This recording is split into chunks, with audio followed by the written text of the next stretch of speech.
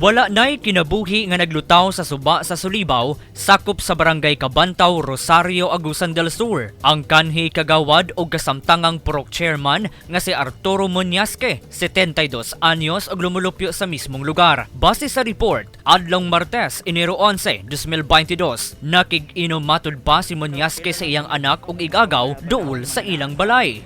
Nakabanding mangguto niya yang igagaw nga niabot bagi kag kinapawan. So may bisita niya. Diri sila nag-inom-inom sila. Pero wag gyud to sila kahurot ilang giinom.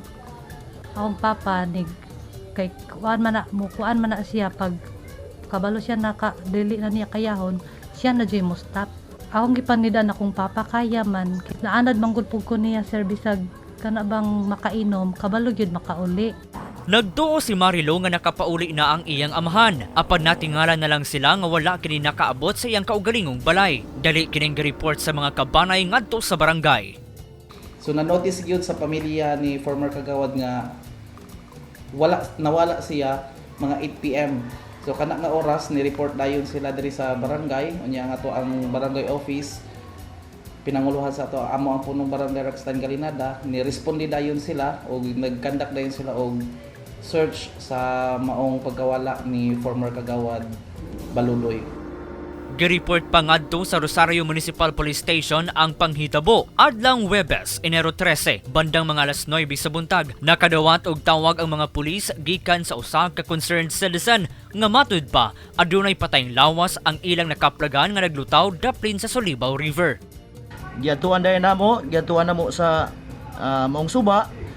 Confirm nga ang biktima identified Arturo Muñazque, purok chairman, lalaki, 72 anyos, minyo og mag-uuma nagpuyo sa purok 4 barangay Cabantaw, Rosario, Agusan del Sur. Based on investigation was conducted by Staff Sergeant Esquivel, there is no traces of evidence recovered from the crime scene, meaning to say gipalawman na mo ang investigasyon. Nag-request mi og post-mortem examination kang Doktora Rebecca Aquino, Rosario Municipal Health Unit diri sa Rosario. She was found out nya ang hinungdan sa kamatayon ni late Arturo Muñazque purely drowning incident, sir. Nalumos gid siya, sir.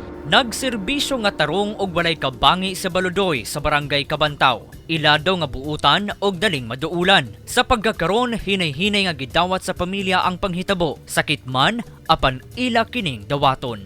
Arjun Sabalde Ramones, Newsline Philippines, Caraga Region. Stay safe.